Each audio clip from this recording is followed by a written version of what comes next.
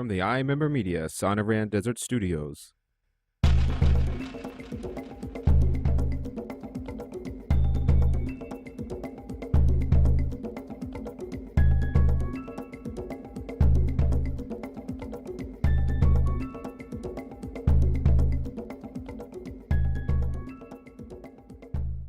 Welcome to Follow Up.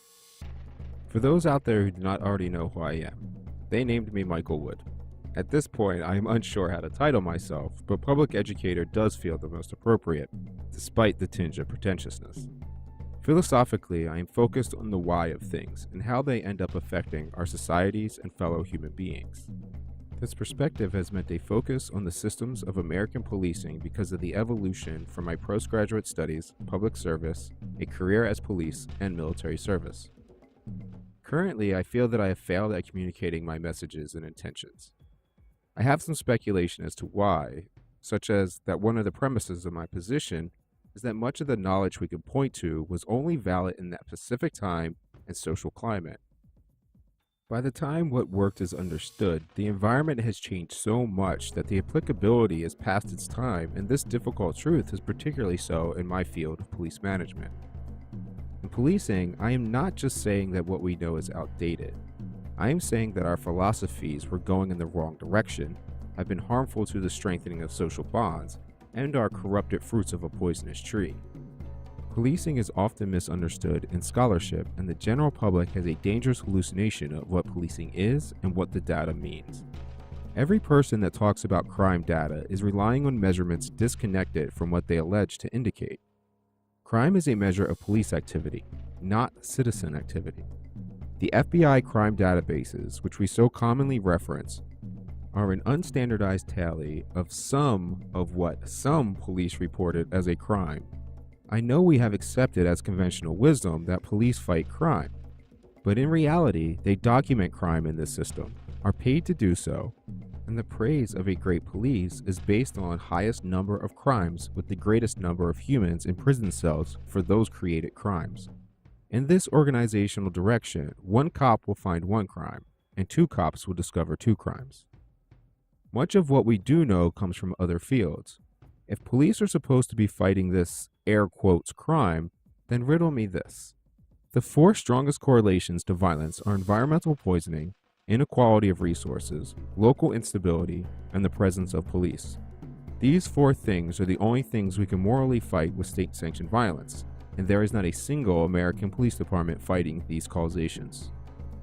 So here on Follow Up, we go back and look with an open mind at my past interviews, podcasts, projects, and others to conduct a critical analysis, answer questions I have seen, clarify points where I was unclear, and points where I was wrong, points where I need to show evidence, and positions where I have evolved.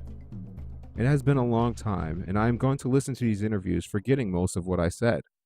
I will be back to respond after listening, as disgusted with me as you probably are.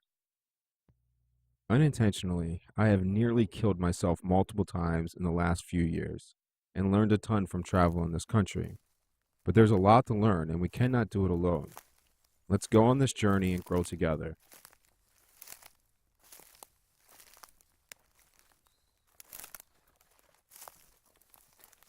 The sounds of those footsteps should remind me of some of the beautiful hikes we have taken in Arizona, but damn if it doesn't remind me of those arduous hikes carrying empty rocket tubes filled with concrete and a shoulder-fired multi-purpose assault weapon, or a fancy rocket launcher slung around my neck in the heat of Camp Lejeune, going, for all intents and purposes, nowhere. If there was one thing I hated in the Marine Corps, it was those marches. Closely followed by running. A runner's high is not something I am capable of. There is one of those catch-all sayings in the Marine Corps that Marines never retreat, they only attack in another direction. But I promise you, this Marine is not going to retreat. Whatever I have to fight, I am convinced that running is worse. Which reminds me of another saying that stands a bit in opposition. What do you do when you see a naked man running down the street? You follow him. Well, of course, that comes with the assumptions that there must be a good reason why he is running. And after my experiences in the Marines in Baltimore, I have to say that reality is about 50-50 on that. I have seen naked men running for very sound and logical reasons, and I have seen naked men running for no discernible reason whatsoever, and far too many voluntarily because they enjoyed doing so. Remind me to tell you of some of those stories in the future, especially the one about the guy who ran out of the woods naked, jumped onto the hood of my patrol car while I was hiding behind a school sleeping on the midnight shift. But getting back on track, over the years of my being in media, I have seen a concerning amount of stories and misunderstandings of my positions and actions. So let's clear some up to get on the same page.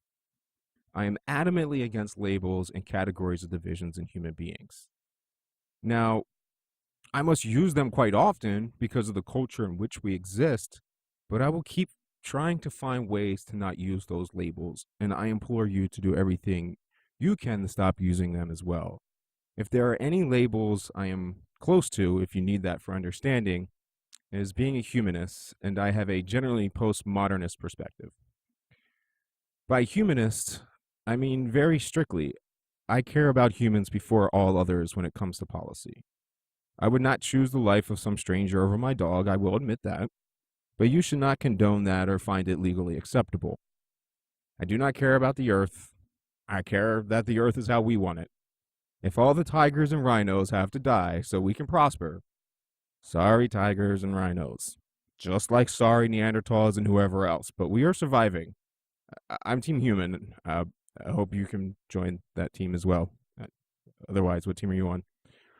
Sure, you will hear a lot of people saying disparaging things about postmodernism, such as the recently famous Jordan Peterson, and I cannot fathom where those arguments are coming from. They are completely incoherent, as it is as if they have never read what it is.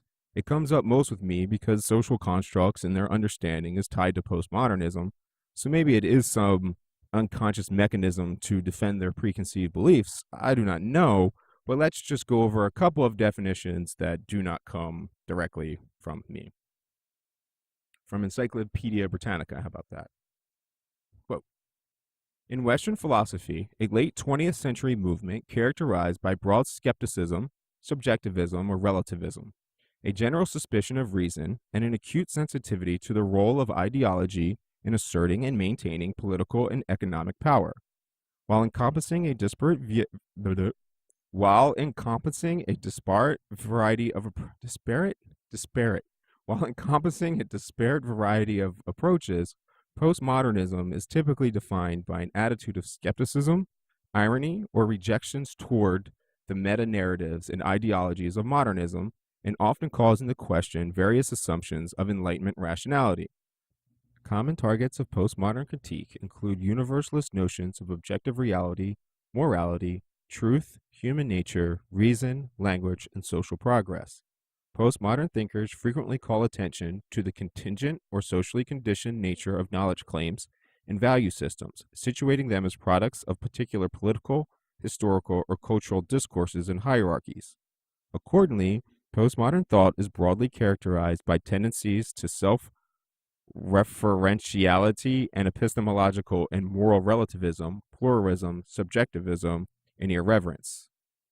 Basically, understand the context of which things occur and always have a skeptical or rather critical mindset to any claims, and realize that other people and different perspectives are very valid. It's not crazy, but critiques tend to sound like a very heartful displays, such as this one in allaboutphilosophy.org.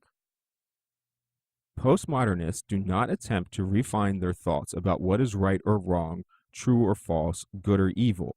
They believe that there isn't such thing as an absolute truth.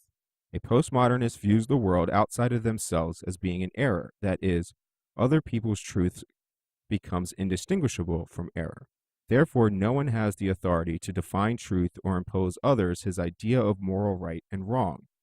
Their self-rationalization of the universe and world around them pits themselves against divine revelation versus moral relativism. Many choose to believe in naturalism and evolution rather than God and creationism. While this is still not accurate, it is not a religion and it is not a belief.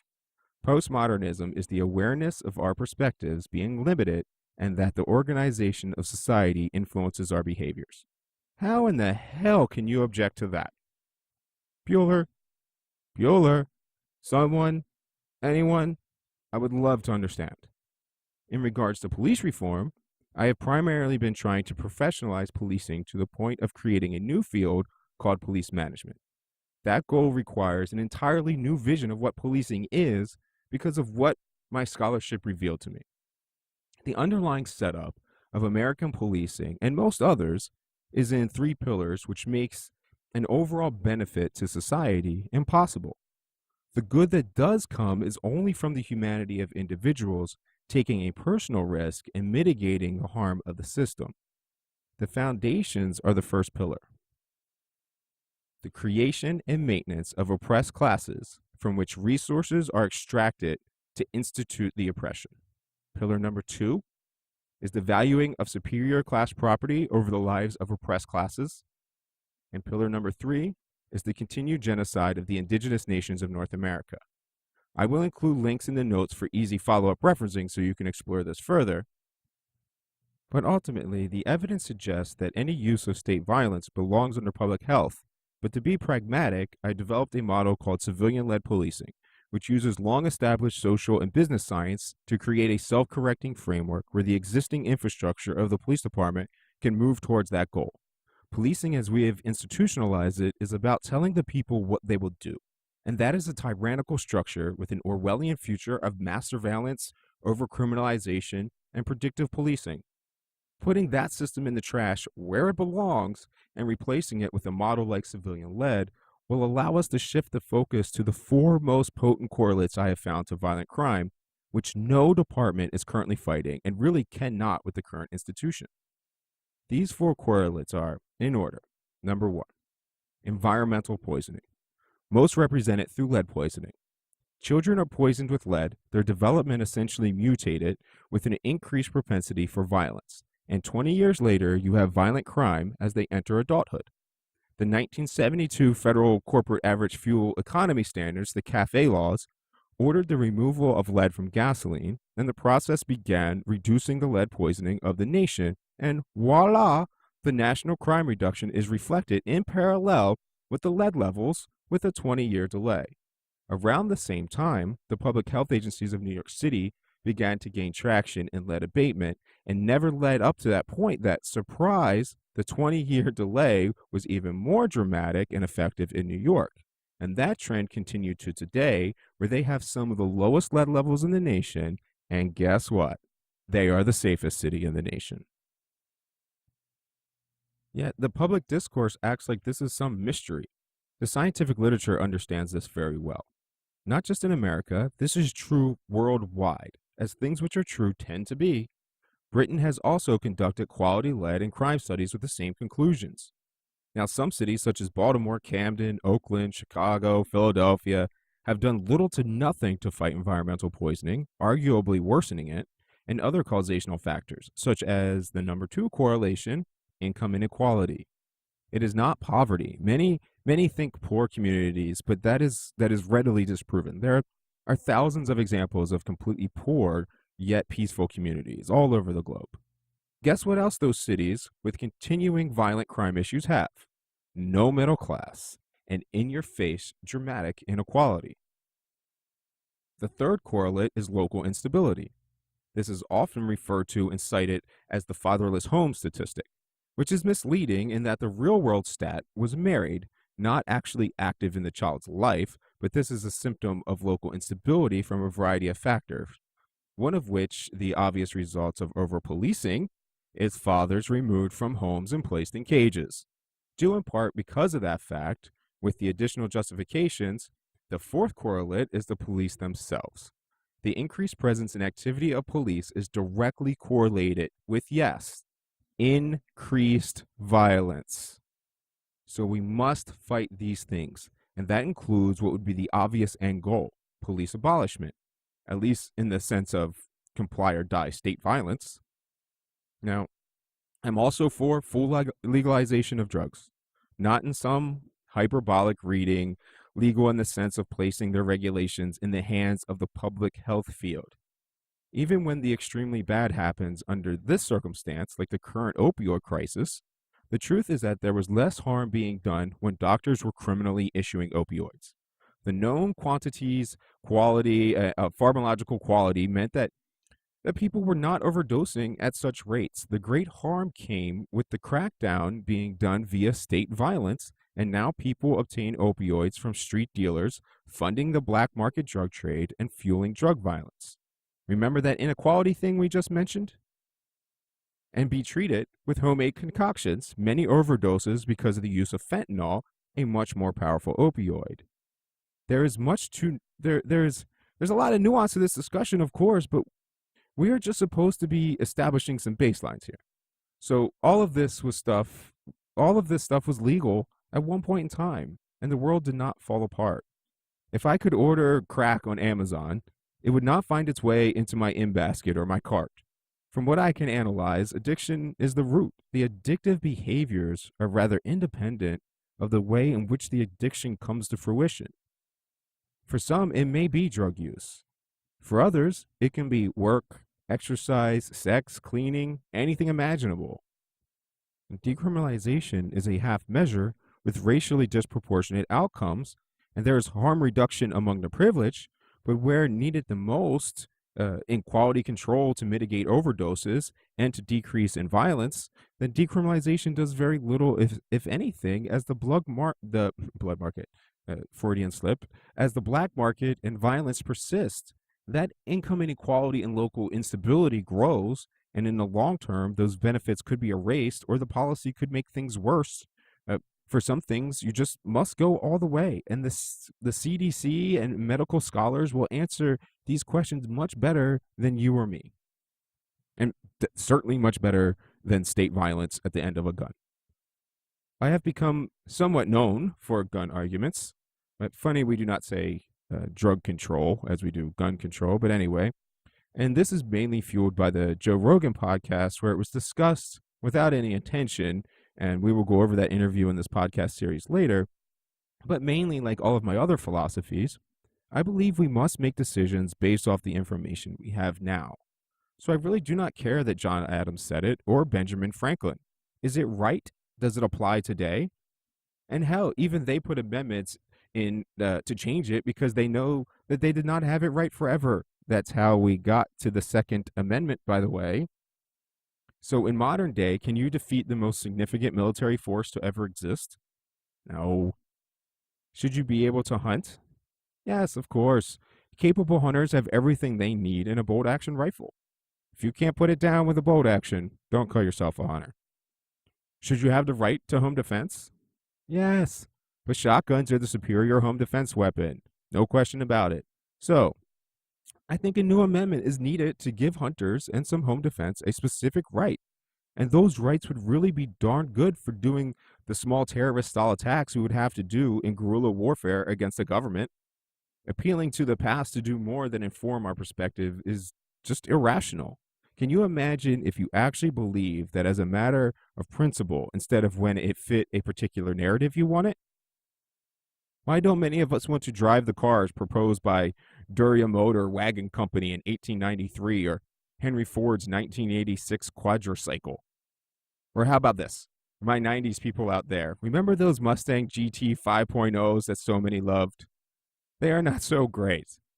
That roaring 225 horsepower, 5-speed manual, 15 miles per gallon city, 22 highway, and a blazing 0 to 60 time of 7.2 seconds and a quarter mile of 15.6 seconds. Well, how well does that manly muscle line up against the 301 horsepower, 8-speed automatic with manual shifting mode, 22 miles per gallon city, 32 highway, 5.8 second 0 to 60, and 14.4 second quarter mile of the 2018 Toyota Camry? To review, not even adding in the 4 doors, modern amenities, cargo space, navigation, braking, crash safety, and so on, a soccer mom of today is 34% more powerful, 47% more efficient, and 19% quicker. If anyone wants to forward that to Toyota for a commercial spot, maybe I'm in the wrong field. Well, not even in a field. But And it's not that those people were not at the top of the game and great at what they did, but that was then, and everything has changed. Because of the things they did, we have been able to get better and better. Relying on past authority figures is like believing that the teacher should always be better than the pupil, that the Padawan should never exceed the master, that your children could not possibly be better or do better than you. Relying on the past is fundamentally silly. Shall we rely on the Wright brothers for airplane design? Shall we stick with the black and green screens of Microsoft DOS? When it comes to the Constitution, are you forgetting that one of them had 317 slaves, 123 belonging to himself, who lived on his 5 plantations, who helped fund French slave owners to quell a Haitian rebellion, and another one thought that that guy was the greatest president imaginable? Though John Adams also stated something that is coincidentally not one of the authoritative statements that people refer to in common dialect, which is, "There is nothing which I dread so much as a division of the Republic into 2 great parties, each arranged under its leader, and concerting measures in opposition to each other. This, in my humble apprehension, is to be dreaded as the greatest political evil under our Constitution." So according to John Adams, we have entered the greatest political evil under our Constitution, but I guess we get distracted by some other things. It's almost like that's what they want us to be, distracted. But he also stated that slavery was a colossal evil, so I do not know what any of these people actually believe, which makes me think of that Second Amendment issue again. But moving on. To quote the Smithsonian about another founder, quote, "It had long been accepted that slaves were assets that could be seized for debt. But Jefferson turned this around when he used slaves as collateral for a very large loan he had taken out in 1796 from a Dutch banking house in order to rebuild Monticello. He pioneered the monetization of slaves just as he pioneered the industrialization and diversification of slavery. Additionally, of worthy note, to say the least, is say what you will, but in modern times, we all have agreed that his actions, many times over, are called rape. Authority is an illusion, and your authority figures even more so.